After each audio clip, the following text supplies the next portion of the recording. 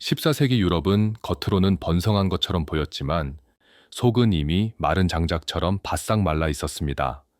불씨만 들어오면 크게 터질 구조였고 흑사병은 그 불씨가 아니라 사실상 성냥 한 개로도 충분했던 시대의 결말이었습니다. 먼저 인구입니다. 11세기 이후 기후가 비교적 온화했던 시기 동안 농업 생산이 늘고 경작지가 확장되면서 유럽 인구는 빠르게 불어났고 1300년 무렵에는 이전 세기보다 훨씬 더 많은 사람들이 같은 땅 위에 올라서 있었습니다. 문제는 늘어난 인구를 받쳐줄 여유가 거의 없었다는 점입니다. 경작은 비옥한 평야에서 끝나지 않고 산비탈과 늪지, 숲의 변두리까지 밀려 들어갔습니다. 생산성이 낮은 땅을 억지로 사용한다는 건 평년에는 버티더라도 한 번이라도 날씨가 틀어지면 곧장 식량이 모자란다는 뜻입니다. 말하자면 인격가 아니라 한계 위에서 굴러가던 사회였습니다. 한 번 흔들리면 회복할 완충 장치가 부족했습니다. 도시화도 같은 방식으로 취약함을 키웠습니다. 14세기 유럽의 도시는 사람을 끌어당겼습니다. 장인과 상인, 하역 노동자, 떠돌이와 순례자, 전쟁에서 흘러온 난민까지 모였습니다. 도시가 커질수록 시장은 활기를 띠고 돈은 돌았지만 동시에 밀집은 전염의 고속도로가 됩니다. 위생은 현대 기준으로 이야기할 것도 없습니다. 오물과 쓰레기가 거리로 쏟아지고 하수시설은 제한적이며 식수는 우물과 강에 의존했습니다. 가축이 사람과 거의 같은 공간에서 살아가기도 했고 곡물 창고와 시장, 항구에는 설치류가 늘 따라붙었습니다. 사람과 사람, 사람과 동물, 식량과 폐기물이 한 덩어리로 뒤섞인 공간이 도시였습니다. 이런 환경은 평소에도 질병이 끊이지 않는 배경이었고 훨씬 더 치명적인 무언가가 들어오면 확산 속도를 감당하기 어려운 조건이었습니다. 여기에 전쟁이 얹힙니다. 14세기는 칼과 화폐가 동시에 사람을 쥐어짰던 시기입니다. 왕과 영주는 전쟁을 치르기 위해 세금을 늘리고 병력을 동원했고 병사와 용병은 지역을 오가며 약탈과 폭력을 남겼습니다. 전쟁은 단지 전장에서만 죽음을 만들지 않습니다. 농촌의 곡식을 빼앗고 마을을 불태우고 사람을 떠돌게 만들어 굶주림과 불안, 범죄를 늘립니다. 백년 전쟁이 시작된 1337년 이후 서유럽의 긴장은 더 선명해졌고 이동하는 병력과 피난민의 흐름은 도시와 길을 더 붐비게 만들었습니다. 그리고 그보다 더 직접적인 균열이 기근이었습니다. 1315년부터 몇 해 동안 이어진 대기근은 단순히 배고팠다로 끝나지 않습니다. 연속된 흉작은 저장 곡물을 바닥내고 가축을 줄이며 씨앗까지 먹게 만들었습니다. 한번 그렇게 기반이 무너지면 다음 해에 날씨가 정상으로 돌아와도 곧장 회복되지 않습니다. 사람들의 몸은 이미 약해지고 아이들은 영양 결핍 속에서 자라며 작은 질병에도 더 쉽게 쓰러지는 체질이 됩니다. 사회도 마찬가지입니다. 빚이 늘고 땅을 잃는 사람이 늘며 공동체의 신뢰가 얇아집니다. 결국 14세기 중반의 유럽은 인구가 많고 도시가 붐비고 길이 촘촘하고 몸이 약해진 사람, 이 한꺼번에 존재하는 공간이었습니다. 여기에 교역망이 완성도 높게 연결돼 있었습니다. 지중해는 단순한 바다가 아니라 물류의 혈관이었고 항구 도시는 피가 드나드는 심장처럼 뛰었습니다. 곡물, 소금, 모피, 비단, 향신료, 금속, 노예까지 오갔고 상인과 선원, 운송인과 순례자가 끊임없이 이동했습니다. 이 연결성은 번영의 조건이지만 동시에 재앙의 전파 경로이기도 합니다. 병이 어디서든 시작될 수는 없더라도 한번 들어오면 어디로든 갈 수는 있었습니다.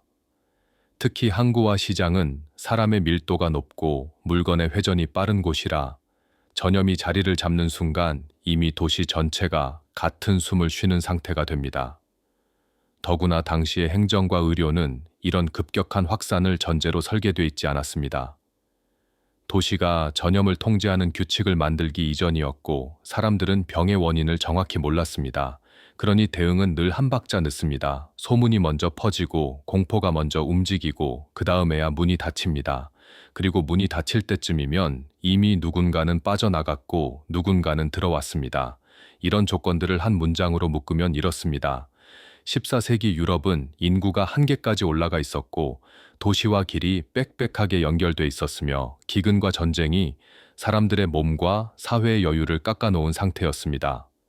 즉, 평상시에는 간신히 굴러가지만 비정상적인 충격에는 버티기 어려운 구조였습니다. 그래서 흑사병을 이해하려면 병이 어디서 왔나만 보지 말고 왜 이 땅이 한번 들어오면 터질 수밖에 없었나를 먼저 봐야 합니다. 흑사병이 유럽으로 갑자기 떨어진 것처럼 보이지만 실제로는 길을 타고 들어왔습니다. 그 길은 중앙아시아에서 시작해 흑해로 이어지는 교역망이었고 마지막 문은 크림반도의 항구 도시 카파였습니다. 당시 유럽은 육로로 아시아의 물산을 직접 끌어오기 어려웠고 그래서 실크로드라는 이름으로 뭉뚱그려 부르는 거대한 교역로에 의존했습니다.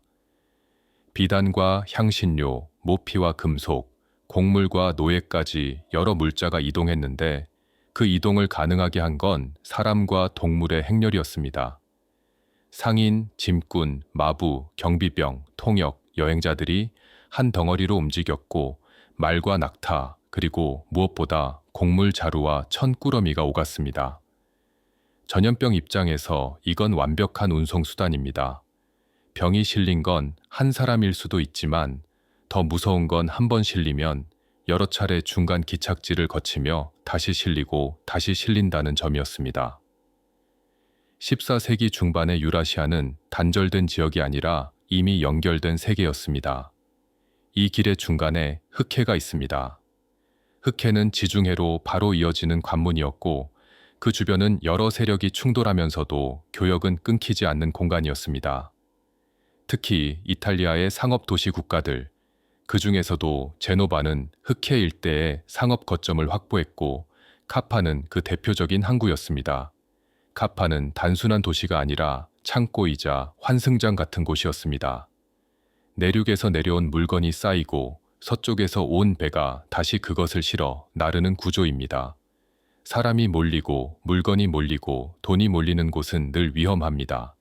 항구에는 배가 닿고 떠나는 동안 수많은 선원이 내리고 짐이 풀리고 다시 묶이며 시장과 술집, 숙소가 돌아갑니다. 배는 물 위의 도시였고 항구는 바다와 육지가 만나는 거대한 혼합물입니다. 전염이 한번 섞이면 어디가 시작점인지 구분하기 어렵게 됩니다. 카파가 결정적이었던 이유는 또 있습니다. 그 시기 흑해 주변은 전쟁과 봉쇄, 공성전 같은 폭력의 언어로도 흔들리고 있었습니다. 전쟁은 사람을 몰아넣고 몰아넣은 사람은 위생과 질서를 잃습니다. 성 밖에는 난민과 병사, 상인들이 뒤엉키고 물자와 시체가 쌓입니다.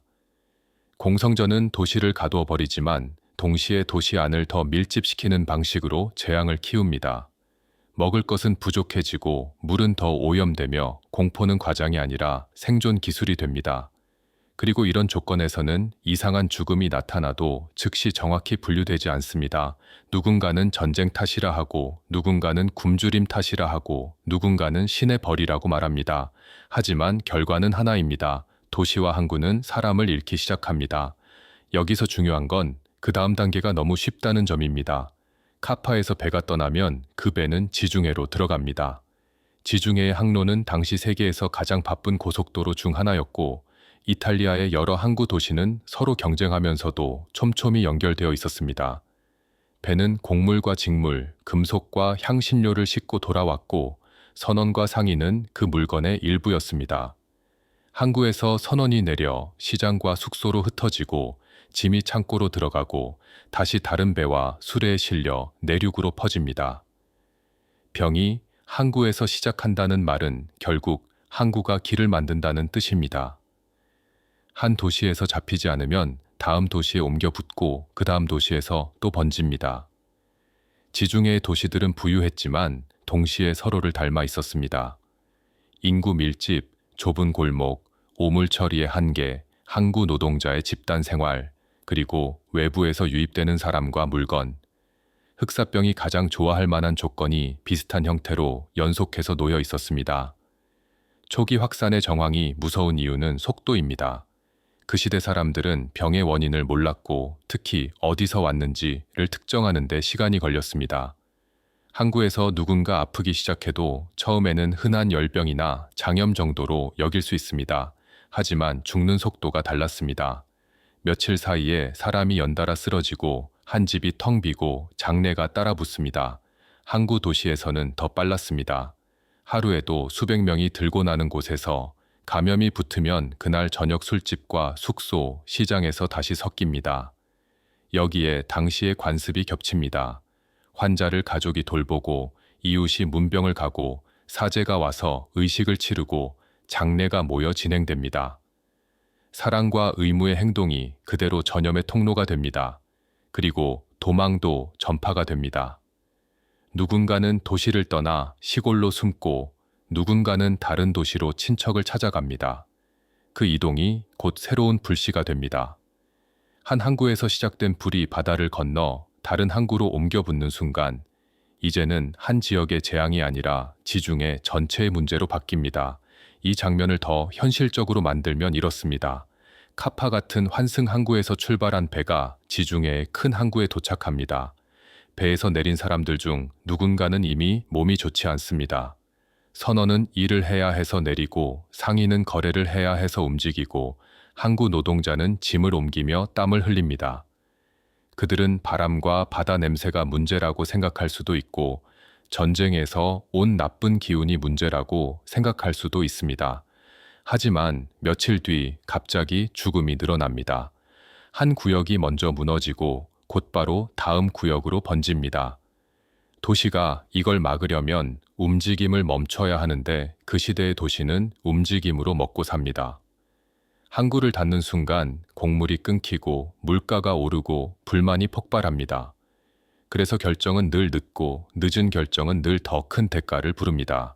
흑사병의 유입은 이렇게 단순한 우연이 아니라 연결된 세계가 가진 속도의 부작용이었습니다. 유럽은 이미 길을 만들어 놓았고 흑사병은 그 길을 타고 들어왔습니다. 1347년은 흑사병이 유럽의 역사에 날짜로 박히는 해입니다.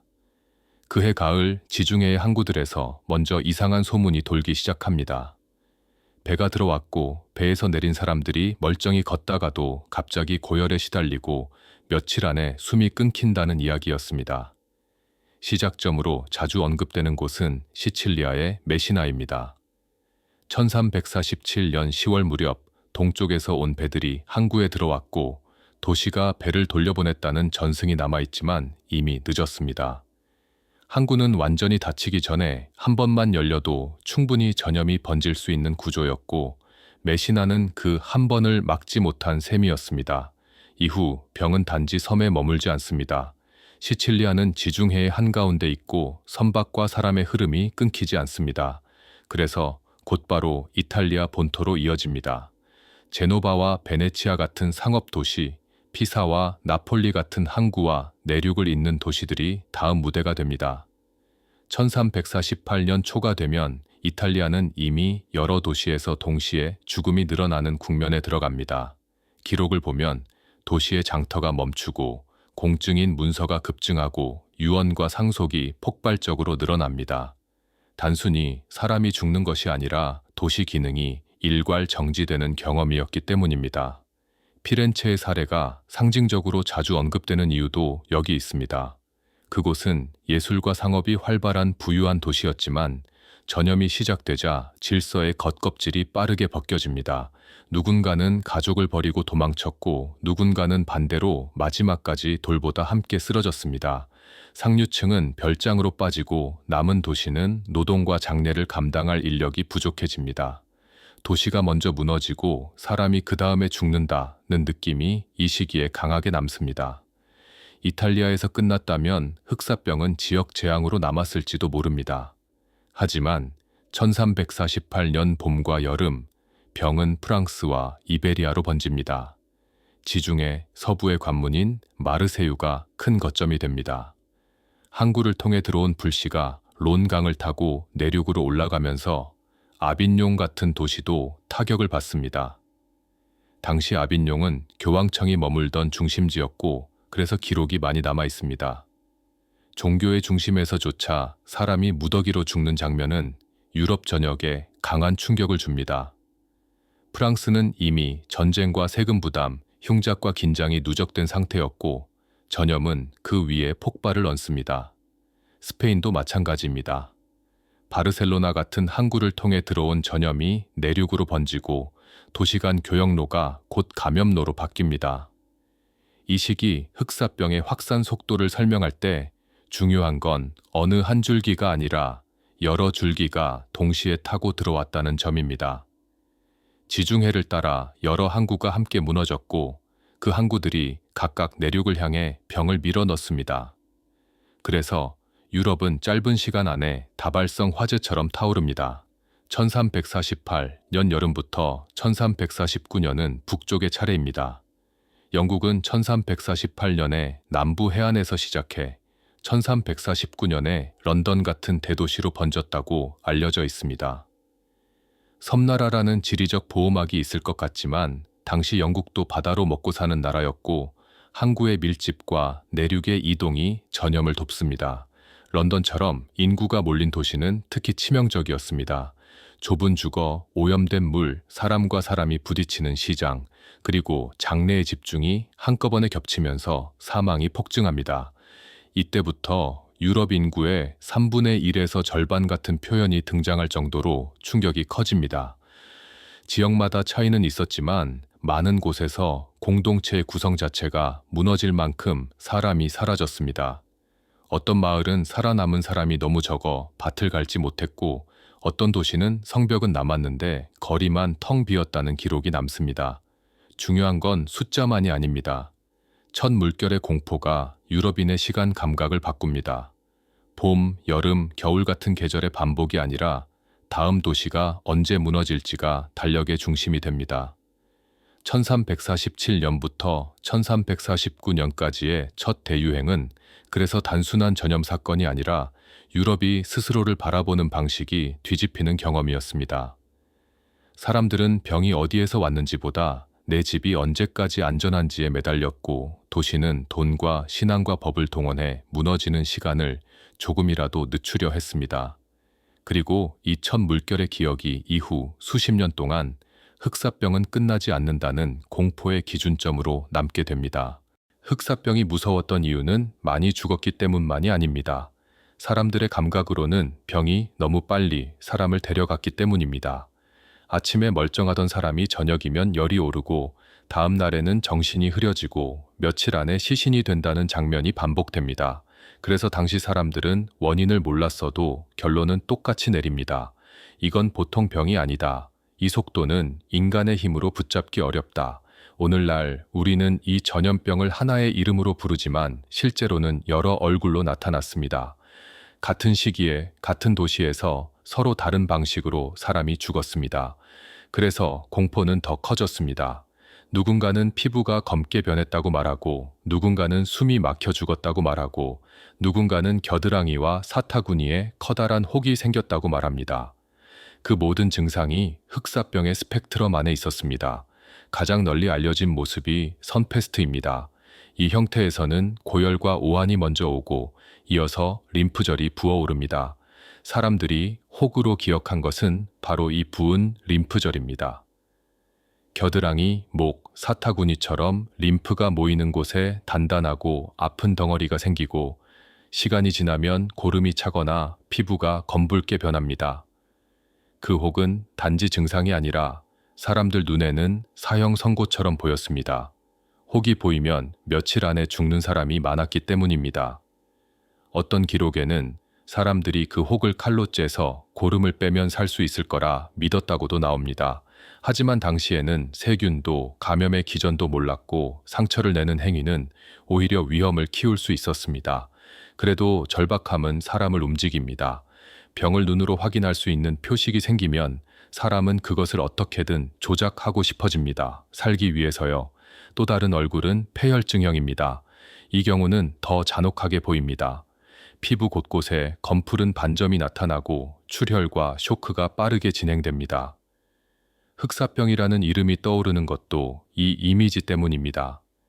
피가 응고되고 조직이 망가지고 피부가 어두워지는 변화가 나타나면서 사람들은 몸이 썩어 들어간다는 표현을 남깁니다. 선페스트가 혹이라는 표식을 남긴다면 폐혈증형은 몸 전체가 붕괴되는 인상을 줍니다. 게다가 진행이 훨씬 빠른 경우가 많아 병이 시작됐다는 사실조차 알기 전에 끝나기도 합니다. 어떤 마을에서 아침에 사람이 쓰러지고 오후에 이미 죽어 있고 그날 밤에 또 다른 사람이 쓰러지는 장면이 이어지면 공동체는 설명을 포기하게 됩니다. 그리고 가장 치명적인 확산 가속 장치가 된 얼굴이 폐페스트입니다. 이 형태는 감염이 폐로 가서 기침과 피 섞인 가래, 호흡 곤란을 유발합니다. 폐페스트가 등장하는 순간 전염은 더 이상 쥐와 벼룩이라는 매개만으로 설명되지 않는 양상을 띱니다. 사람과 사람이 가까이 있는 곳에서 폭발처럼 퍼질 수 있기 때문입니다. 당시 사람들은 비말이라는 개념을 몰랐지만 경험적으로 알게 됩니다. 병든 사람 곁에 있으면 위험하다, 좁은 방에 모여 있으면 더 위험하다, 기침을 하는 사람과 가까이 붙으면 며칠 안에 나도 쓰러질 수 있다. 그래서 폐페스트는 단지 죽이는 방식이 아니라 퍼지는 방식을 바꿔놓았습니다. 장례가 더 위험해지고 간병이 더 위험해지고 시장과 성당 같은 모임이 치명적인 장소가 됩니다. 그렇다면 전파는 어떻게 이 정도 속도를 만들었을까요? 핵심은 세 가지가 동시에 돌아갔기 때문입니다. 첫째는 설치류와 벼룩의 경로입니다. 당시 유럽의 도시에는 쥐가 흔했고 곡물 창고와 시장, 주거 공간이 분리되지 않았습니다. 곡물과 쓰레기, 동물과 사람이 같은 공간을 공유하는 구조에서 쥐는 도시의 일상 그 자체였습니다. 벼룩은 그 쥐를 타고 다니다가 쥐가 죽거나 환경이 바뀌면 사람에게 옮겨갑니다. 그러면 인간의 몸에서 선페스트나 폐혈증형이 터집니다. 둘째는 사람의 이동입니다. 전염이 들어온 항구에서 끝나지 않고 상인이 내륙으로, 병사가 길 위로, 순례자가 도시를 건너가면서 병이 지도 위로 번집니다. 이동은 늘 존재했지만 흑사병은 이동의 비용을 재앙으로 바꿉니다. 셋째는 밀집입니다. 도시가 커지고 인구가 모여 있을수록 감염은 더 효율적으로 사람을 찾습니다.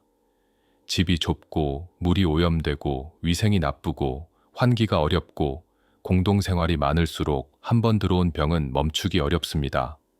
여기에 더해 14세기 유럽은 이미 몸이 약해질 요소가 깔려 있었습니다. 기근과 영양 부족, 전쟁의 동원과 이동, 도시 빈민의 증가가 겹치면 면역력이라는 말이 없던 시대에도 버티는 힘은 분명히 떨어집니다. 그래서 같은 병이라도 어떤 지역은 더 많이 죽고 어떤 집단은 더 빨리 무너집니다. 또 하나 중요한 점은 당시 사람들은 격리라는 개념을 제대로 제도화하기 전이었습니다. 규칙이 생기기 전에 병이 퍼졌고 대응이 시작되기 전에 이미 확산이 진행됐습니다. 흑사병은 그 틈을 파고들었습니다. 결국 흑사병의 첫 물결이 빨랐던 이유는 하나가 아닙니다. 벼룩과 쥐, 사람의 이동, 도시의 밀집, 그리고 폐로 번지는 형태가 만들어낸 가속이었습니다. 병은 한 가지 길로만 오지 않았고 한 가지 모습으로만 죽이지도 않았습니다. 그래서 사람들은 더 공포에 빠졌고 공포는 또 다른 행동을 낳습니다. 도망, 격리, 폭력, 기도, 방치, 각자의 방식이 뒤섞이며 도시의 리듬이 깨집니다. 1347년은 흑사병이 유럽의 역사에 날짜로 박히는 해입니다. 그해 가을 지중해의 항구들에서 먼저 이상한 소문이 돌기 시작합니다. 배가 들어왔고 배에서 내린 사람들이 멀쩡히 걷다가도 갑자기 고열에 시달리고 며칠 안에 숨이 끊긴다는 이야기였습니다. 시작점으로 자주 언급되는 곳은 시칠리아의 메시나입니다. 1347년 10월 무렵 동쪽에서 온 배들이 항구에 들어왔고 도시가 배를 돌려보냈다는 전승이 남아있지만 이미 늦었습니다. 항구는 완전히 닫히기 전에 한 번만 열려도 충분히 전염이 번질 수 있는 구조였고 메시나는 그 한 번을 막지 못한 셈이었습니다. 이후 병은 단지 섬에 머물지 않습니다. 시칠리아는 지중해의 한가운데 있고 선박과 사람의 흐름이 끊기지 않습니다. 그래서 곧바로 이탈리아 본토로 이어집니다. 제노바와 베네치아 같은 상업 도시, 피사와 나폴리 같은 항구와 내륙을 잇는 도시들이 다음 무대가 됩니다. 1348년 초가 되면 이탈리아는 이미 여러 도시에서 동시에 죽음이 늘어나는 국면에 들어갑니다. 기록을 보면 도시의 장터가 멈추고 공증인 문서가 급증하고 유언과 상속이 폭발적으로 늘어납니다. 단순히 사람이 죽는 것이 아니라 도시 기능이 일괄 정지되는 경험이었기 때문입니다. 피렌체의 사례가 상징적으로 자주 언급되는 이유도 여기 있습니다. 그곳은 예술과 상업이 활발한 부유한 도시였지만 전염이 시작되자 질서의 겉껍질이 빠르게 벗겨집니다. 누군가는 가족을 버리고 도망쳤고 누군가는 반대로 마지막까지 돌보다 함께 쓰러졌습니다. 상류층은 별장으로 빠지고 남은 도시는 노동과 장례를 감당할 인력이 부족해집니다. 도시가 먼저 무너지고 사람이 그 다음에 죽는다는 느낌이 이 시기에 강하게 남습니다. 이탈리아에서 끝났다면 흑사병은 지역 재앙으로 남았을지도 모릅니다. 하지만 1348년 봄과 여름, 병은 프랑스와 이베리아로 번집니다. 지중해 서부의 관문인 마르세유가 큰 거점이 됩니다. 항구를 통해 들어온 불씨가 론강을 타고 내륙으로 올라가면서 아빈용 같은 도시도 타격을 받습니다. 당시 아빈용은 교황청이 머물던 중심지였고 그래서 기록이 많이 남아 있습니다. 종교의 중심에서조차 사람이 무더기로 죽는 장면은 유럽 전역에 강한 충격을 줍니다. 프랑스는 이미 전쟁과 세금 부담, 흉작과 긴장이 누적된 상태였고 전염은 그 위에 폭발을 얹습니다. 스페인도 마찬가지입니다. 바르셀로나 같은 항구를 통해 들어온 전염이 내륙으로 번지고 도시 간 교역로가 곧 감염로로 바뀝니다. 이 시기 흑사병의 확산 속도를 설명할 때 중요한 건 어느 한 줄기가 아니라 여러 줄기가 동시에 타고 들어왔다는 점입니다. 지중해를 따라 여러 항구가 함께 무너졌고 그 항구들이 각각 내륙을 향해 병을 밀어넣습니다. 그래서 유럽은 짧은 시간 안에 다발성 화재처럼 타오릅니다.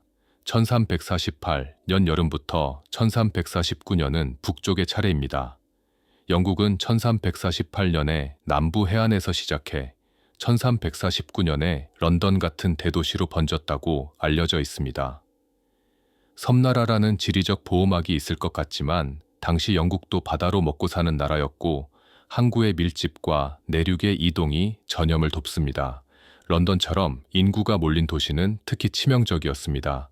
좁은 주거, 오염된 물, 사람과 사람이 부딪히는 시장, 그리고 장례의 집중이 한꺼번에 겹치면서 사망이 폭증합니다. 이때부터 유럽 인구의 3분의 1에서 절반 같은 표현이 등장할 정도로 충격이 커집니다. 지역마다 차이는 있었지만 많은 곳에서 공동체의 구성 자체가 무너질 만큼 사람이 사라졌습니다. 어떤 마을은 살아남은 사람이 너무 적어 밭을 갈지 못했고 어떤 도시는 성벽은 남았는데 거리만 텅 비었다는 기록이 남습니다. 중요한 건 숫자만이 아닙니다. 첫 물결의 공포가 유럽인의 시간 감각을 바꿉니다. 봄, 여름, 겨울 같은 계절의 반복이 아니라 다음 도시가 언제 무너질지가 달력의 중심이 됩니다.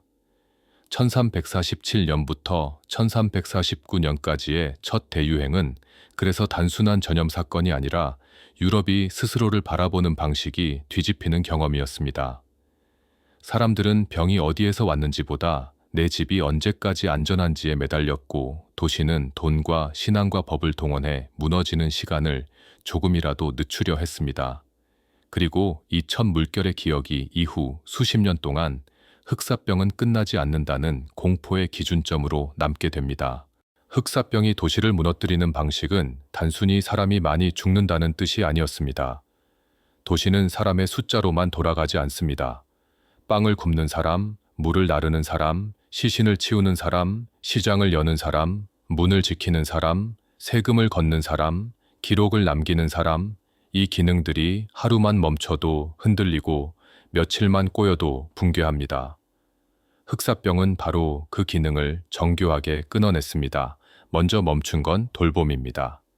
가족이 병든 가족을 돌보는 가장 기본적인 장면이 전염 앞에서 무너집니다. 가까이 있는 사람이 더 위험하다는 감각이 퍼지면 간병은 사랑이 아니라 공포가 됩니다. 아픈 사람을 방에 혼자 두고 문을 걸어 잠그는 선택이 생기고 울음소리가 들려도 들어가지 않는 선택이 생깁니다. 이건 잔인해서가 아니라 들어가면 함께 쓰러질 가능성이 너무 컸기 때문입니다. 그 다음 멈춘 건 노동입니다. 장터에 나갈 사람이 줄고 길을 오가는 마차가 줄고 배가 줄고 수리공과 대장장이와 제빵사가 쓰러지면 도시의 숨통이 막힙니다. 빵이 부족해지면 사람들은 더 몰리고 더 몰리면 더 퍼지고 그 악순환이 도시에 압력을 걸었습니다. 병 자체가 공포를 만들었지만 공포가 도시를 더 위험하게 만드는 구조가 동시에 작동했습니다. 의료는 당시 기준에서 최선을 다했지만 흑사병 앞에서는 무력한 장면이 반복됩니다. 의사들은 나쁜 공기와 체액 균형 같은 설명 속에서 향을 피우고 피를 뽑고 몸을 덮이거나 차게 하는 처방을 내립니다. 하지만 치료가 효과적으로 보이지 않으면 사람들은 의사도 믿지 않게 됩니다. 더 무서운 건 의사와 성직자가 병의 최전선에서 먼저 쓰러졌다는 점입니다. 환자를 만나야 하는 직업이었고 장례를 치러야 하는 직업이었고 그래서 감염의 한가운데로 들어갈 수밖에 없었습니다. 권위가 무너지는 순간은 이런 식으로 옵니다. 사람을 살려야 하는 이들이 먼저 죽으면 도시는 누가 우리를 지켜주나라는 질문 앞에서 흔들립니다. 장례는 완전히 붕괴합니다. 평소에는 죽음이 개인의 사건이었다면 흑사병의 도시에서 죽음은 거리의 풍경이 됩니다. 시신이 한두 구가 아니라 수십 구, 수백 구가 되면 장례 절차는 유지될 수 없습니다. 관을 만들 나무가 부족하고 파낼 땅이 부족하고 파낼 사람도 부족합니다. 신부가 모든 장례를 돌 수 없고 종소리를 계속 울릴 수도 없습니다. 그래서 시신을 한꺼번에 모아 공동 구덩이에 묻는 방식이 늘고 가족이 마지막 인사를 하는 장면이 줄어듭니다. 마지막을 지키는 사람이 사라진다는 건 단지 슬픔이 커진다는 뜻이 아니라 사회의 규칙이 무너진다는 뜻이기도 합니다. 죽음을 다루는 방식은 공동체가 유지되는 가장 오래된 질서 중 하나였으니까요. 이런 붕괴가 반복되면서 도시 행정은 결국 결정을 해야 했습니다. 치료가 안 된다면 길을 끊자. 이때부터 봉쇄와 검역이라는 발상이 현실로 밀려 올라옵니다. 처음엔 거칠었습니다. 특정 구역을 통째로 막고 출입을 제한하고 외지인을 들이지 않고 시장을 닫고 모임을 금지합니다. 문제는 도시가 닫히면 굶는다는 점입니다. 그래서 봉쇄는 늘 모순을 안고 시작합니다. 살기 위해 닫아야 하는데 닫으면 먹을 게 끊깁니다. 이 딜레마 때문에 행정은 더 세밀해집니다. 완전히 막기보다는 길을 줄이고 시간을 벌고 위험한 접촉을 끊는 쪽으로 규칙이 발전합니다. 특히 항구 도시는 변화가 빨랐습니다. 배가 들어오는 순간 전염이 들어온다는 공포가 너무 선명했기 때문입니다. 그래서 어떤 도시는 외부에서 온 배와 선원을 즉시 도시에 들이지 않고 일정 기간 바깥에 머물게 하는 규칙을 만들었습니다. 시간이 흐르며 이 규칙은 숫자로 굳어집니다. 나중에는 격리 기간을 정해 운영하는데 대표적으로 14세기 후반 아드리아해의 라구사 같은 곳에서 일정 기간 외부인을 머물게 하는 제도적 격리 조치가 나타납니다. 더 시간이 지나면 베네치아 같은 해상 도시들은 아예 격리 전용 시설을 갖추고 감염 의심자나 선박을 분리해 머물게 하는 공간을 운영합니다. 우리가 라자레토라고 부르는 형태의 격리 시설이 이런 흐름에서 등장합니다. 여기서 중요한 건 사람들이 세균을 몰랐다는 사실보다도 사람과 물건의 이동을 관리하면 피해를 줄일 수 있다는 경험이 제도화됐다는 점입니다. 도시의 생존율을 좌우하는 것은 영웅이 아니라 행정이 됩니다. 누가 문을 닫을지, 누가 열지, 누가 식량을 배분할지, 누가 시신을 처리할지, 누가 기록을 남길지, 이 실무가 생사를 갈랐습니다. 이 실무는 당연히 갈등을 낳습니다. 상인은 문을 열어야 살고, 시민은 장터가 열려야 먹고, 행정은 모임을 줄여야 전염을 늦출 수 있습니다. 그러다 보니 도시에는 감시와 처벌이 늘어납니다. 몰래 모이는 사람을 단속하고 봉쇄를 어기는 사람을 막고 외지인을 숨겨들이는 것을 색출하려 합니다. 공포가 곧 규칙을 낳고 규칙은 감시를 낳습니다. 이때부터 전염병은 의학의 문제가 아니라 치안과 통제의 문제가 되기 시작합니다. 또 하나의 붕괴는 정보입니다. 소문이 사실보다 빠르고 사실은 기록보다 느립니다. 누가 감염됐는지, 어디가 위험한지, 어느 길이 막혔는지 확실히 알 수 없으면 사람들은 과장된 소문에 매달립니다. 그 소문이 도시의 행동을 바꿉니다. 어느 거리에서 사람이 죽었다는 말이 돌면 그 구역은 버려지고 어느 집에서 병이 났다는 말이 돌면 그 집은 고립됩니다. 때로는 실제 감염보다 소문이 먼저 사람을 죽입니다. 누군가를 돕지 않게 만들고 누군가를 몰아내게 만들고 누군가를 폭력의 표적으로 만들기 때문입니다. 결국 흑사병의 도시는 이중의 붕괴를 겪습니다. 하나는 물리적인 붕괴, 즉 노동과 장래와 의료가 멈추는 붕괴이고 다른 하나는 사회적인 붕괴, 즉 신뢰와 연결이 끊어지는 붕괴입니다. 그런데도 완전히 끝장나지 않고 버티는 도시들은 공통점이 생깁니다. 늦게라도 이동을 관리하고 접촉을 줄이고 장례를 체계화하고 식량을 배분하고 필요한 직업군을 보호하려는 규칙을 만들었다는 점입니다. 이 규칙들은 완벽하지 않았지만 전염이 몰아치는 한가운데서 도시가 스스로를 지탱하기 위해 만든 최소한의 기둥이었습니다. 그리고 그 기둥이 세워지는 순간부터 사람들은 단지 병에 당하는 존재가 아니라 병에 대응하는 존재가 됩니다. 흑사병이 도시의 기능을 끊어 놓았다면 그 다음은 사람들의 마음을 끊어 놓았습니다. 눈에 보이지 않는 병은 설명을 요구합니다. 그런데 14세기 중반의 유럽은 병의 원인을 실험으로 증명할 수 있는 시대가 아니었습니다. 그러니 설명은 결국 믿음과 공포가 차지합니다. 가장 먼저 넓게 퍼진 해석은 신의 벌이라는 관점이었습니다. 전쟁과 기근이 이어지고 죄가 쌓였고 그래서 하늘이 내려친다는 이야기입니다. 이 해석은 단순한 종교적 감정이 아니라 당시 사회를 조직하는 언어였기 때문에 강했습니다.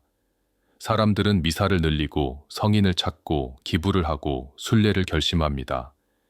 살려달라는 기도는 곧 공동체의 규칙을 붙잡는 방식이기도 했습니다. 하지만 시간이 지나며 이 믿음은 흔들리기 시작합니다. 기도를 열심히 하는 사람도 죽고 성직자도 죽고 선한 사람과 악한 사람이 함께 쓰러집니다. 신의 질서가 보이지 않는다는 감각이 쌓이면 사람들은 종교를 더 강하게 붙잡거나 반대로 냉소에 빠지거나 혹은 완전히 다른 방식으로 구원을 찾습니다. 이때 등장한 대표적인 현상이 플라젤란트, 즉 고행 채찍질 행렬입니다. 1348년에서 1349년 무렵을 중심으로 독일과 저지대 지역을 포함한 여러 도시에서 신의 분노를 달래겠다며 스스로를 채찍질하며 도시를 이동하는 무리가 나타납니다. 그들은 기도와 참회를 공개적으로 수행했고 군중은 그 장면에서 어떤 확실함을 느꼈습니다. 병을 멈출 수 없으니 적어도 우리는 무언가를 하고 있다는 확신이 필요했던 겁니다. 문제는 이런 집단 이동이 사람을 더 모이게 만들고 도시의 통제를 흔들며 때로는 폭력과 결합했다는 점입니다. 교회 권위도 이 흐름을 그대로 두지 않았습니다. 아비뇽의 교황 클레멘스 6세는 플라젤란트 운동을 문제로 보고 제동을 걸었고 일부 지역에서는 금지와 단속이 시작됩니다. 믿음은 위로였지만 통제되지 않은 믿음은 도시의 질서를 더 빠르게 무너뜨릴 수 있었기 때문입니다. 공포가 커질수록 소문도 커집니다. 병의 원인을 모르면 사람들은 원인을 누군가에게서 찾으려 합니다. 이때 가장 큰 비극이 희생양 만들기입니다. 특히 유대인 공동체가 집중적으로 공격받습니다. 우물에 독을 풀었다는 소문이 유럽 여러 지역에서 퍼졌고 증거가 아니라 공포가 재판을 대신합니다. 1349년 스트라스부르에서는 유대인들이 집단적으로 학살되는 사건이 벌어졌고 바젤 등 다른 도시에서도 추방과 살해가 이어졌습니다. 어떤 곳에서는 도시 당국이 보호를 시도하기도 했지만 공포와 분노가 폭력으로 번지면 행정의 말이 멈춥니다. 이 폭력은 병을 막지 못했습니다. 오히려 공동체를 더 갈라놓고 도시의 노동과 상업을 더 약화시키며 살아남은 사람들에게 깊은 상처를 남겼습니다. 흑사병이 남긴 균열이 전염만이 아니라 사회적 신뢰의 파괴였다는 말은 바로 여기서 가장 선명해집니다. 권력은 이 혼란 속에서 두 가지 방식으로 움직입니다. 하나는 단속과 통제입니다. 모임을 금지하고 떠도는 사람을 막고 장례와 시장을 규칙으로 묶고 소문을 퍼뜨리는 일을 처벌합니다. 공포가 커질수록 통치는 더 직접적이 됩니다. 다른 하나는 책임의 회피입니다. 병을 막지 못하는 권력은 비난을 받습니다. 그래서 권력은 질서를 유지하겠다는 명분으로 강해지기도 하고 반대로 도시가 무너질 때 먼저 도망치며 약해지기도 합니다. 여기서 도시는 사람들의 기억 속에 평가를 남깁니다. 누가 끝까지 남아 배급을 했는지, 누가 먼저 떠났는지, 누가 장례를 정리했는지, 누가 폭력을 막았는지. 전염병이 지나간 뒤 도시가 다시 세워질 때 그 기억은 정치적 신뢰를 다시 배치합니다. 결국 챕터 6의 핵심은 이겁니다. 흑사병은 사람을 죽였지만 그보다 더 오래 남는 건 사람들이 서로를 바라보는 방식이 바뀌었다는 점입니다. 같은 도시에서 함께 살던 이웃이 위험이 되고 소문이 법이 되고 믿음이 위로이면서 동시에 폭력의 불씨가 됩니다. 그리고 이 격렬한 반응 속에서 도시들은 하나씩 배우기 시작합니다. 병을 모른다고 해서 아무렇게나 흔들리면 더 크게 무너진다는 것, 공포를 다루지 못하면 전염보다 더 빠르게 공동체가 갈라진다는 것. 그래서 전염병의 시대에는 의료만큼이나 질서와 신뢰를 지키는 기술이 필요하다는 것을 말입니다. 흑사병이 지나간 자리에 가장 먼저 남는 건 침묵이 아니라 계산서였습니다. 사람은 줄었고 해야 할 일은 그대로였고 밭은 여전히 갈아야 했습니다. 마을의 종이 울리던 빈도만큼이나 시장의 거래도 끊겼습니다. 문제는 곡식이 아니라 손이었습니다. 씨앗은 남아도 심을 사람이 없고 수확철이 와도 낫을 쥘 사람이 부족했습니다. 그래서 전염이 한번 휩쓸고 지나간 직후부터 유럽 곳곳에서 같은 현상이 튀어나옵니다. 노동의 값이 갑자기 올라갑니다. 전날까지는 당연히 낮은 임금에 묶여있던 품꾼이 다음 날부터는 내가 없으면 일이 안 된다는 위치에 서게 됩니다. 그건 잔혹한 풍경 위에서 생긴 역설이었습니다. 죽음이 남긴 공백이 살아남은 사람의 몸값을 올린 겁니다. 지주와 영주는 그 변화를 받아들이기 어려웠습니다. 봉건 질서에서 땅의 주인은 사람을 통제함으로써 수확을 보장받아 왔고 농노는 이동을 제한당한 채 의무를 수행하는 방식으로 사회가 굴러갔습니다. 그런데 흑사병 이후에는 그 사슬이 느슨해집니다. 일할 사람이 부족하니 더 나은 조건을 제시하는 곳으로 사람들이 움직입니다. 어떤 농노는 몰래 도시로 들어가 장인의 견습이 되거나 항구에서 하역 일을 하며 현금을 손에 쥡니다. 어떤 사람은 내가 떠나면 이 땅은 버려진다는 걸 알고 주인에게 조건을 다시 씁니다. 노동력 부족은 단순히 임금이 오르는 문제가 아니라 사람을 묶어두던 규칙이 실제로 작동하지 않는 문제였던 겁니다. 지배층은 본능적으로 저항합니다. 임금이 오르는 흐름을 법으로 막으려는 시도가 등장하고 떠도는 노동자를 잡아 돌려보내려는 단속이 강화됩니다. 국가와 도시 행정은 전과 같은 값으로 일하라는 식의 규정을 만들고 이를 어기면 처벌하겠다고 말합니다. 하지만 법이 현실을 이기기는 어렵습니다. 사람이 없으면 수확이 없고 수확이 없으면 세금도 없습니다. 결국 지배층은 두 갈래로 갈립니다. 강제로 묶어두려는 쪽과 일정 수준의 양보를 통해 체제를 유지하려는 쪽입니다. 그리고 이 균열은 시간이 지날수록 커집니다. 왜냐하면 흑사병은 한 번으로 끝난 비극이 아니었기 때문입니다. 재유행이 반복될수록 사람은 언제든 줄어들 수 있다는 불안이 구조로 자리 잡고 노동의 협상력은 완전히 예전으로 돌아가지 않습니다. 땅의 가치도 변합니다. 인구가 줄면 땅은 남아돕니다. 버려진 집과 빈 점포가 늘고 경작되지 않는 밭이 생깁니다. 어떤 지역에서는 지대가 내려가고 지주는 더 많은 혜택을 제시해야 사람을 붙잡을 수 있습니다. 반대로 도시에서는 기술을 가진 장인, 문서를 다루는 서기, 운송과 거래를 아는 상인이 더 귀해집니다.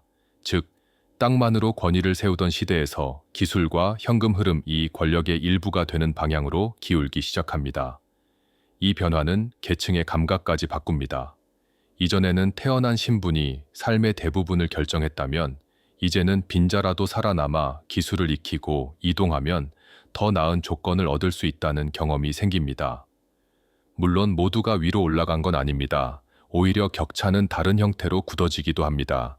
누군가는 대체 인력을 구하지 못해 몰락하고 누군가는 빈 땅과 빈 집을 싸게 사들이며 부를 축적합니다. 생존이 곧 기회가 되는 잔인한 시장이 열린 셈입니다. 세금과 재정도 흔들립니다. 전염병은 국가의 수입 기반을 직접 때립니다. 납세자가 줄고 생산이 줄고 유통이 막히면 세금이 마릅니다. 그런데 동시에 국가는 치안과 방역, 빈민 구제와 행정 유지에 돈이 더 필요해집니다. 이 압박은 곳곳에서 갈등을 만듭니다. 지주는 부담을 농민에게 넘기려 하고 도시는 상인에게 더 거두려 하고 사람들은 우리가 더 일하는데 왜 더 빼앗기느냐는 감정을 키웁니다. 결국 흑사병 이후의 경제는 단순한 회복이 아니라 재협상이 됩니다. 누가 얼마를 받고 누가 얼마를 내고 누가 어디에 살 수 있는지, 누가 떠날 수 있고 누가 붙잡히는지 이 모든 규칙이 다시 쓰이기 시작합니다. 그래서 흑사병의 경제적 충격은 가난해졌다로 끝나지 않습니다. 사회의 뼈대가 바뀌는 충격이었습니다. 노동력이 귀해지면서 사람의 발언권이 커지고 이동이 늘면서 통제가 어려워지고 현금과 계약이 늘면서 문서가 힘이 됩니다. 죽음이 남긴 공백 위에서 살아남은 사람들이 새로운 가격표를 붙였고 그 가격표는 결국 중세의 오래된 질서를 조금씩 찢어놓는 방향으로 작동합니다. 첫 번째 대유행이 지나간 뒤 사람들은 잠깐 숨을 돌렸지만 흑사병은 끝난 사건이 아니라 반복되는 재난으로 남습니다. 가장 무서운 점은 한 번 겪었으니 면역이 생겨 끝나겠지라는 기대가 현실에서 자주 배신당했다는 겁니다.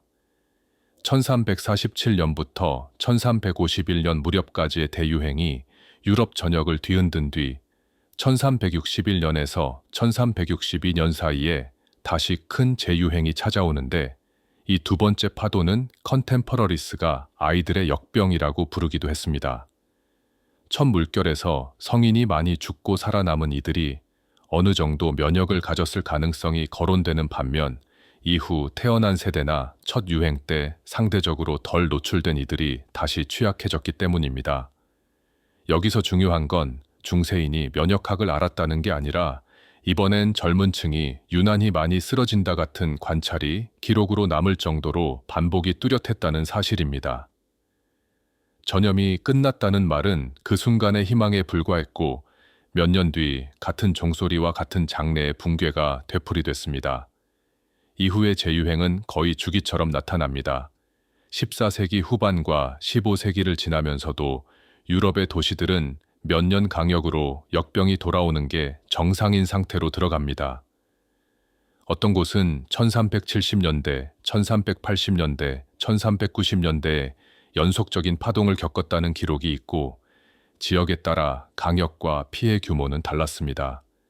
이 차이는 단순히 운이 아니라 도시의 구조와 교역의 밀도, 기후와 해충의 조건, 전쟁과 난민 이동, 그리고 무엇보다 항구와 시장이 얼마나 열려 있었는지와 맞물립니다. 해안과 강을 끼고 교역이 활발한 곳은 불씨가 더 자주 들어왔고 내륙의 작은 공동체는 큰 파동이 늦게 오거나 덜할 때도 있었지만 대신 한번 들어오면 의료 행정 식량이 취약해 더 처참하게 무너지는 경우도 있었습니다.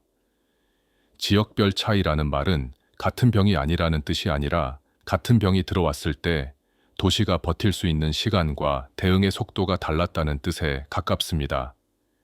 재유행이 반복되면서 사람들의 감각도 바뀝니다. 첫 대유행 때는 원인도 모르는 죽음이 폭발적으로 몰려왔고 사회 전체가 공황에 빠졌습니다. 하지만 두 번째, 세 번째 파도가 오면 공포는 여전해도 양상이 달라집니다. 사람들은 이게 다시 올 수 있다를 전제로 생활을 조정하기 시작합니다. 도시 행정은 임시 방편이 아니라 상설 체계를 만들려 합니다. 항구에서 배를 묶어두는 규정이 더 자주 등장하고 감염 지역 출신의 입항 제한, 이동 통제, 시장 운영 시간 조정 같은 조치가 반복됩니다. 특히 이 시기에 검역이라는 생각이 제도화되는 흐름이 강해집니다. 어떤 도시들은 일정 기간 외부인을 따로 머물게 하거나 의심 환자를 도시 바깥 시설로 보내거나 감염 의심 가옥을 봉쇄하는 규정을 세밀하게 다듬습니다. 이 제도의 확산은 역병이 한 번의 충격이 아니라 계속 되돌아오는 생활 조건이 되었음을 보여줍니다. 이 과정에서 역병은 경제와 인구 구조에도 한 번의 대변동이 아니라 지속적 마모로 작동합니다. 첫 유행 이후 노동력 부족으로 임금이 오르고 이동이 늘어났지만 재유행은 그 회복을 계속 끊어놓습니다. 사람들이 늘어나기 시작하면 다시 한번 쓸어가고 경제가 숨을 돌리면 다시 흔들어 놓습니다. 특히 도시 인구는 이런 충격에 취약합니다. 도시는 출생보다 이주로 인구를 유지하는 경우가 많았는데 역병이 반복되면 이주의 흐름이 불안정해지고 떠도는 사람에 대한 경계가 커지며 결과적으로 도시가 사람을 끌어들이는 방식 자체가 바뀝니다. 어떤 도시는 인력을 끌기 위해 조건을 내걸고 어떤 도시는 반대로 외부인을 차단해 단기 안정은 얻되 장기 활력을 잃기도 합니다. 흑사병의 상시화는 이렇게 도시의 성격을 갈라놓습니다. 전쟁과 이동이 재유행을 키우는 방식도 계속 나타납니다. 군대는 사람이 몰려다니고 보급선이 길게 이어지며 점령지와 항구를 오가는 이동을 강제합니다. 전쟁은 전염을 만들지는 않더라도 옮기고 증폭시키는 조건이 됩니다. 특히 봉쇄와 검역이 생겨도 전쟁이 벌어지면 그 규칙은 쉽게 깨집니다. 군대는 도시의 문을 억지로 열고 들어갈 수 있고 난민은 통제 밖에서 움직이며 시장은 군수 물자 때문에 다시 열립니다. 그래서 재유행의 많은 장면은 규칙이 필요한데 규칙이 작동하기 어려운 상황에서 벌어집니다. 이 현실 속에서 국가는 역병을 단지 질병이 아니라 치안과 행정의 문제로 다루게 되고 도시는 의료가 아니라 관리로 시간을 벌려는 쪽으로 점점 기울게 됩니다. 16세기와 17세기로 넘어가면 역병은 유럽의 여러 지역에서 사실상 반복되는 계절 재난처럼 남아 있습니다. 다만 이 시기의 특징은 모든 곳이 똑같이 무너지는 게 아니라는 점입니다. 어떤 지역은 큰 파동을 여러 번 겪다가도 점차 규모가 줄어드는 양상이 나타나고 어떤 도시는 특정 시기에 대폭발을 겪습니다. 예컨대 1665년에 런던 대역병은 역병이 끝났다는 기대를 다시 깨뜨린 사건으로 자주 언급됩니다. 그 무렵 런던은 인구가 커지고 교역이 확대된 거대 도시였고 도시 밀도와 빈곤, 위생의 격차는 여전히 위험을 키웠습니다. 반대로 어떤 지역은 항만 통제와 격리 제도를 더 엄격하게 운영하면서 피해를 줄이려 했고 도시가 선택한 정책과 실행 능력에 따라 피해가 갈리는 모습도 뚜렷해집니다. 즉 시간이 흐를수록 흑사병은 완전히 사라지지 않지만 대응 역량에 따라 결과가 달라지는 재난으로 바뀌어갑니다. 이 흐름에서 자주 언급되는 또 하나의 사건이 1720년의 마르세유 역병입니다. 지중해 교역의 관문 같은 항구에 역병이 들어오면 그 불씨는 도시 전체로 번지고 주변 지역으로도 확산됩니다. 마르세유의 사례는 특히 검역이 있더라도 경제적 압박과 규칙의 예외가 불씨를 키울 수 있다는 교훈으로 회자됩니다. 상인과 도시가 물자 흐름을 멈추기 어렵고 그 틈에서 통제가 무너지면 이미 익숙한 장면이 재현됩니다. 이처럼 18세기 초까지도 역병은 특정 조건에서 크게 폭발할 수 있었고 사람들은 그 가능성을 현실로 알고 있었습니다. 흑사병이 상시화되었다는 말은 매일 전염병에 걸렸다는 뜻이 아니라 언제든 다시 터질 수 있다는 가능성이 정치와 경제의 전제 조건처럼 자리 잡았다는 뜻입니다. 무엇보다 상시화는 기억의 형태를 바꿉니다. 첫 대유행은 충격 그 자체로 기억되지만 재유행은 기억을 규칙으로 바꿉니다. 도시는 역병이 돌면 어떤 순서로 문을 닫고 어떤 시설을 열고 어떤 직업군을 분리하고 시신을 어떻게 처리할지 매뉴얼 같은 관행을 갖게 됩니다. 이때 등장하는 문서와 장부, 통계적 집계는 완전한 과학은 아니어도 현실을 숫자로 붙잡으려는 시도로 발전합니다. 어느 구역에서 사망이 늘었는지, 어느 거리에서 증상이 먼저 나타났는지, 어떤 직업이 더 위험한지 같은 기록이 쌓이고 다음 파도에서 행정은 그 기록을 근거로 움직이려 합니다. 결국 흑사병은 사람을 죽인 만큼 도시가 사람을 관리하는 기술을 자라게 했습니다. 그 기술은 인간적이라기보다는 차갑고 계산적이었지만 반복되는 재난 속에서 살아남기 위한 방식이었습니다. 그러나 상시화의 끝이 곧 승리는 아니었습니다. 반복되는 역병은 사회의 신뢰를 지속적으로 갉아먹습니다. 이웃을 믿기 어렵고 외부인을 두려워하고 경제가 조금만 흔들려도 폭동과 희생양 찾기가 쉬워집니다. 그리고 반복되는 위기는 국가가 더 강한 통제를 정당화하는 명분이 되기도 합니다. 역병이 돌아올수록 사람들은 안전을 원하고 안전을 명분으로 규칙은 더 촘촘해지며 그 규칙을 집행하는 권력은 더 강해집니다. 흑사병의 두 번째 파도들은 그래서 단지 의료사의 장면이 아니라 유럽 사회가 위기 속에서 어떤 형태로 재조직되는지 보여주는 긴 과정입니다. 한 번의 재난이 세계를 바꿨다면 반복되는 재난은 세계를 굳혀버립니다. 그리고 그 굳어짐 속에서 사람들은 역병을 피하는 법뿐 아니라 역병과 함께 사는 법을 배워갑니다. 흑사병을 한 시대의 사건으로만 기억하면 가장 중요한 부분이 빠집니다. 그 병은 단지 사람을 죽이고 지나간 재난이 아니라 유럽이 스스로를 운영하는 방식 자체를 바꿔놓은 긴 충격이었습니다. 무엇보다 인구가 달라졌습니다. 첫 대유행과 반복되는 재유행은 지역마다 차이가 있었지만 전체적으로는 사람이 줄어든 유럽을 만들었습니다. 사람이 줄어든다는 건 숫자의 변화가 아니라 사회의 기본 전제가 바뀐다는 뜻입니다. 이전에는 땅이 부족하고 일자리가 모자라며 경쟁이 치열했다면 이후에는 땅이 남고 일할 사람이 모자라는 상황이 나타납니다.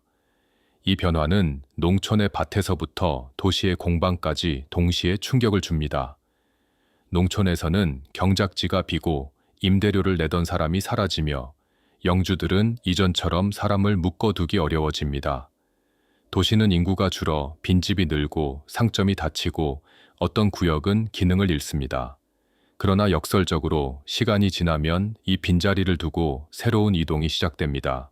살아남은 이들은 더 나은 조건을 찾아 움직이고 도시와 영주는 그들을 잡기 위해 조건을 바꾸거나 규칙을 강화합니다. 유럽의 경제는 물건이 부족해서가 아니라 사람이 부족해서 흔들리는 구조로 넘어갑니다. 노동의 가치가 올라가면서 사회 계층의 줄이 다시 그어집니다. 흑사병 이전의 질서가 완전히 무너졌다고 말하기는 어렵지만 적어도 영주가 마음대로 사람을 부릴 수 있다는 전제는 느슨해집니다. 농노제는 지역마다 형태가 달랐고 동유럽과 서유럽의 경로도 같지 않았지만 전반적으로 노동력 부족은 협상력을 노동자 쪽으로 이동시킵니다.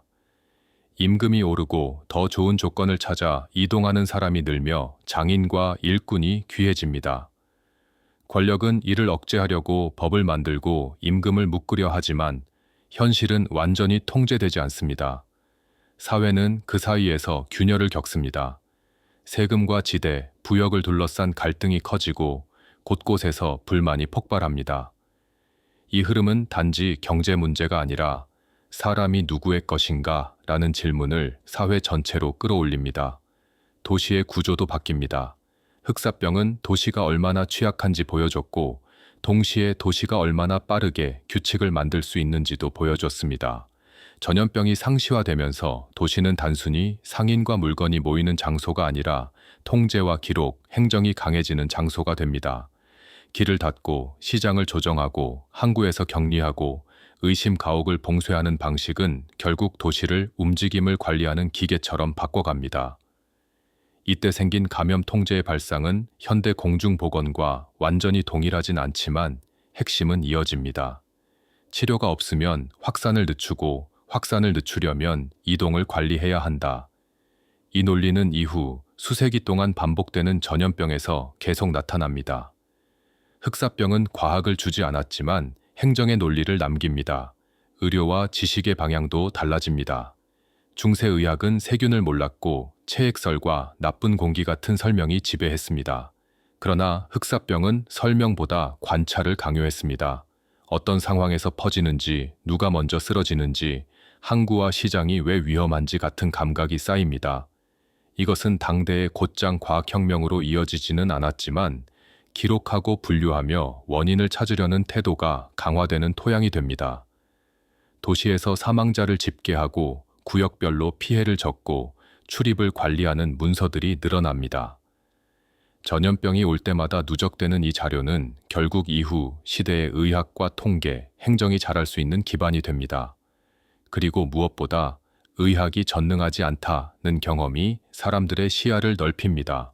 믿음과 의학, 행정과 경제가 뒤엉킨 문제라는 사실을 흑사병은 너무 선명하게 보여줍니다. 정치적으로도 흑사병은 조용히 힘을 키웁니다. 반복되는 역병은 국가가 개입할 명분을 제공합니다. 전염이 돌면 질서를 세우고 이동을 통제하고 치안을 유지해야 한다는 요구가 커집니다. 이 과정에서 국가는 도시와 촌락에 더 깊이 들어오고 행정의 손이 사람들의 생활을 더 자주 건드립니다.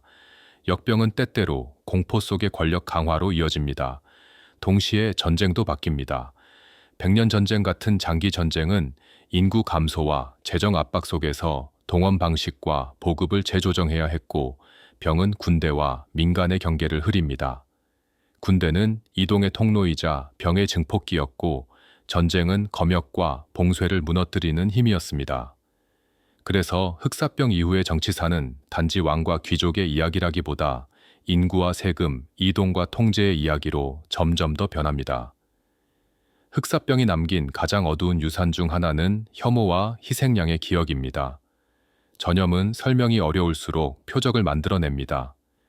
유대인 공동체에 대한 박해, 외부인과 빈민에 대한 폭력, 누가 우물을 오염시켰다 같은 소문은 단지 그 시대의 미신이 아니라 위기 상황에서 사회가 얼마나 쉽게 잔인해질 수 있는지 보여주는 사례입니다. 이 상처는 단발로 끝나지 않고 이후의 유럽 사회에서도 전염병이 돌 때 누구를 탓할 것인가 라는 위험한 패턴을 남깁니다. 동시에 반대의 유산도 있습니다. 사람들은 격리, 의료, 장례, 공공질서 같은 문제를 개인의 선택이 아니라 공동체의 책임으로 보기 시작합니다. 이것은 항상 성공한 건 아니지만 사회가 스스로를 지키는 방식이 개인의 용기만으로는 불가능하다는 사실을 경험으로 배우게 합니다. 문화와 상상력의 영역에서 흑사병은 거의 한 세대의 언어를 바꿔놓습니다. 죽음은 더 자주 눈앞에 놓이면서 예술과 문학의 중심으로 들어옵니다. 죽음의 춤 같은 상징이 등장하고 무덤과 해골이 단지 공포의 이미지가 아니라 교훈과 기억의 장치로 쓰입니다. 삶의 덧없음을 말하는 표현이 늘고 동시에 지금 살아있는 순간을 붙잡으려는 태도도 강해집니다. 어떤 사람들은 신앙을 더 깊게 붙들고 어떤 사람들은 권위를 의심하며 어떤 이들은 쾌락과 일상을 죄악이 아니라 생존의 방식으로 받아들입니다. 같은 재난이 사람을 한 방향으로만 몰지 않는다는 점이 중요합니다. 흑사병은 유럽을 하나의 감정으로 통일시키지 않았습니다. 대신 사회를 갈라놓고 동시에 다시 묶어 세우는 힘으로 작동합니다. 그리고 마지막으로 흑사병의 유산은 기억의 체계로 남습니다. 첫 대유행은 이야기로 남고 반복되는 재유행은 규칙으로 남습니다. 도시들은 역병이 돌면 무엇을 닫고 무엇을 유지할지, 누구를 분리하고 어떻게 기록할지, 어떤 시설을 마련할지 점점 더 구체적으로 학습합니다. 이 학습은 완전한 안전을 보장하지 않았지만 무력한 공포만으로 시간을 보내던 상태에서 벗어나게 했습니다. 우리는 원인을 몰라도 대응은 할 수 있다는 태도가 자리 잡습니다. 이 태도는 이후 다른 전염병들, 천연두, 콜레라, 그리고 수많은 유행병을 맞을 때 반복해서 등장하는 유럽식 대응의 기본 틀이 됩니다. 흑사병은 끝났지만 흑사병이 만든 세계는 오래 남습니다. 인구가 줄어든 뒤에 생긴 노동의 가치, 도시가 만든 통제의 기술, 전염병이 사회를 시험하는 방식, 공포가 혐오로 변하는 순간, 그리고 죽음이 문화 속에 남기는 흔적까지. 흑사병은 유럽을 한번 파괴했고 그 파괴 위에서 유럽은 다시 자신을 재조립했습니다. 그래서 이 이야기는 단지 중세의 재난이 아니라 인간이 위기 속에서 사회를 어떤 방식으로 바꾸는지 보여주는 긴 사례입니다. 그리고 그 긴 사례는 지금도 낯설지 않습니다. 우리는 여전히 같은 질문을 합니다. 무엇을 믿을 것인가, 누구를 지킬 것인가, 그리고 다음 파도가 올 때 무엇을 준비할 것인가.